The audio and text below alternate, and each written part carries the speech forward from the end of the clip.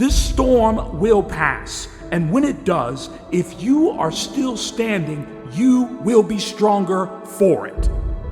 Don't quit. You are already hurting. Why stop now?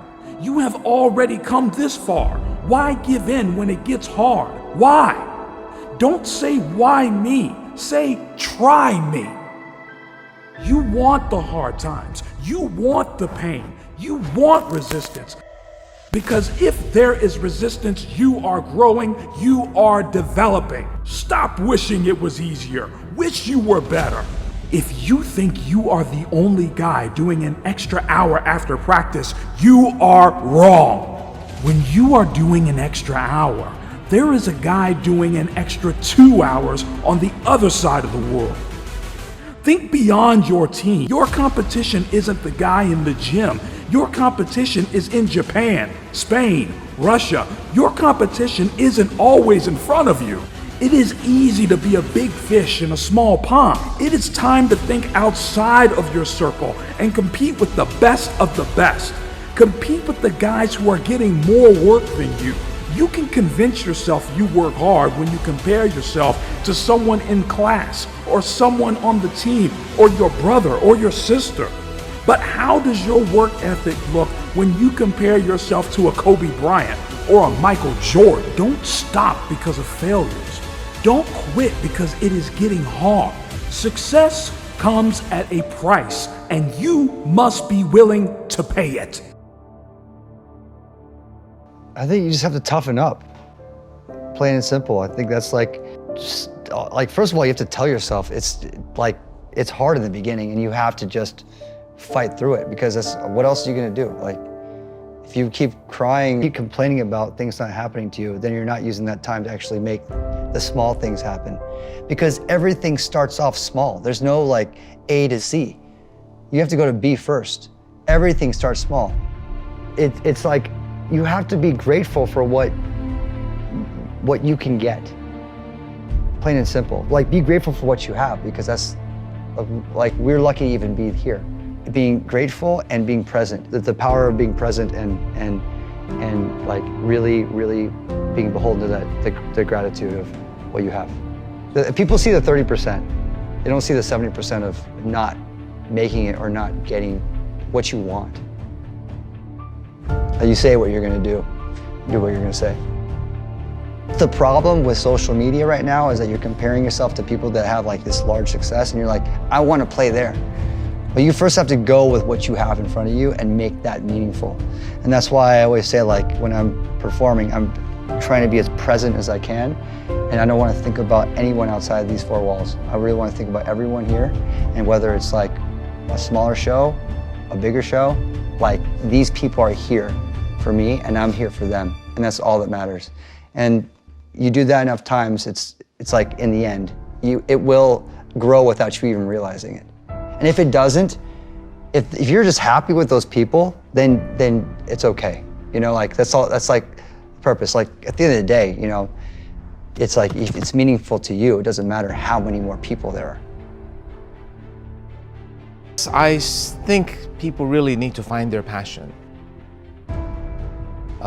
Working hard can't be the purpose of our lives. And it can be something you would do when you love it, but it actually creates a lot of stress.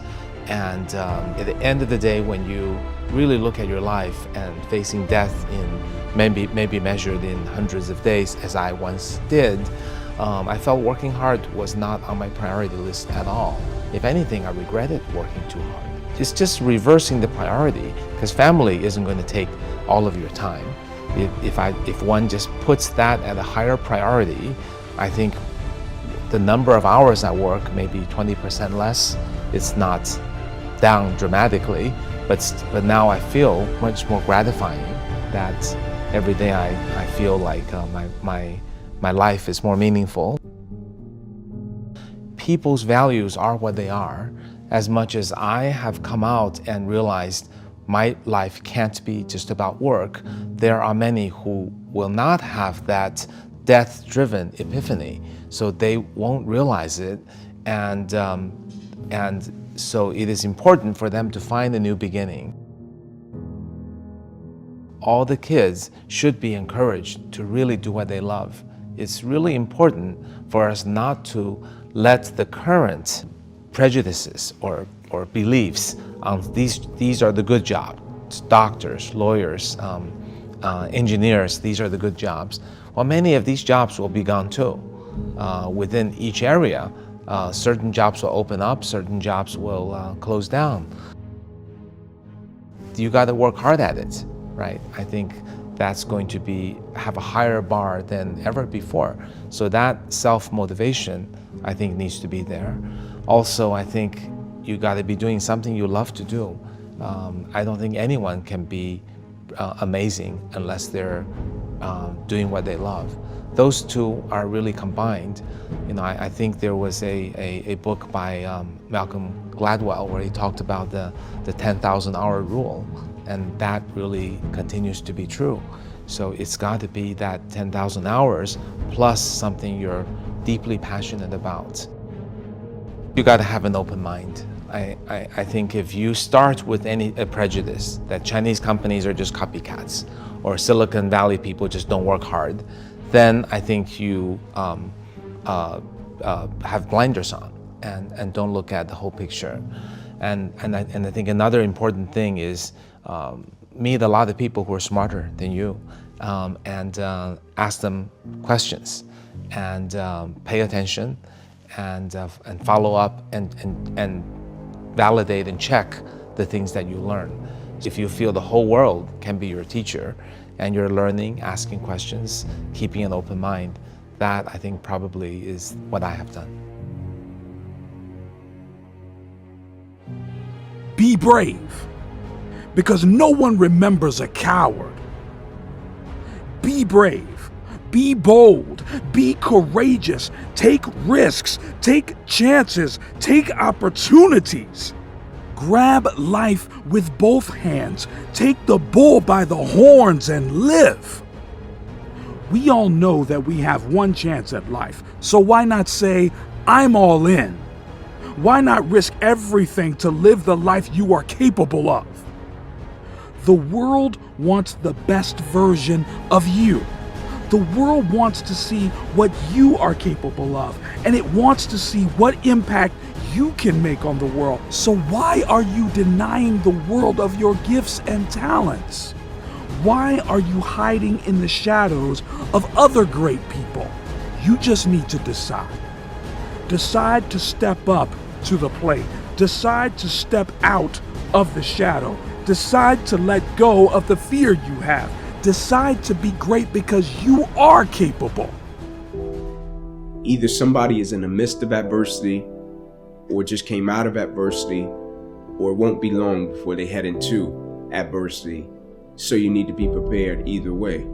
And so we all go through adversity, opposition. I think that's the thing that makes us all in common as people, right? No matter if you're from London, Atlanta, Florida, California, New York, like we're all going to go through something at some point or phase in our life, right? And as cliche as it sounds, when the quote says, it's never about what happens to you, it's about how you respond to it. That's very true, right? But in the same sense, I think what's most important is when we go through something, what's the perspective that we have of it, right? Because for most people, when you go through something, the person's natural perspective is, okay, what did I lose, right? What happened to me? Like I took a loss, right? People never look at it and say, okay, man, tell me, what did you gain, right? Even though I know it hurt, you didn't want to go through it, but look at it in a way to where you can say, what's the lesson in this, right? What would you say life is trying to teach you from dealing with this? And so when I went through it, my perspective was, okay, what can I extract from it to apply to other areas and aspects of my life that I feel can help other people?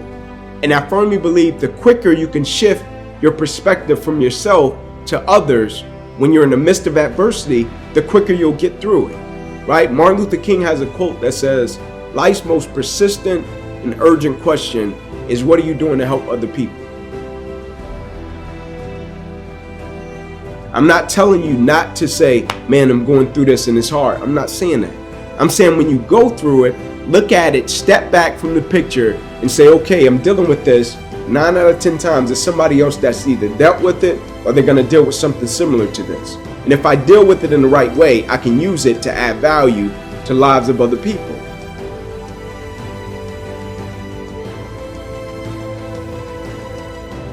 This too shall pass, right? And the reason I would say that is, like I said, I champion adversity, right? We know what to do when things go right. But the next time it gets tough, the next time you question your purpose, the next time you question your existence, your mission, if you're supposed to be doing what you're doing, and it gets tough and challenging, just whisper to your soul, this too shall pass. This too shall pass.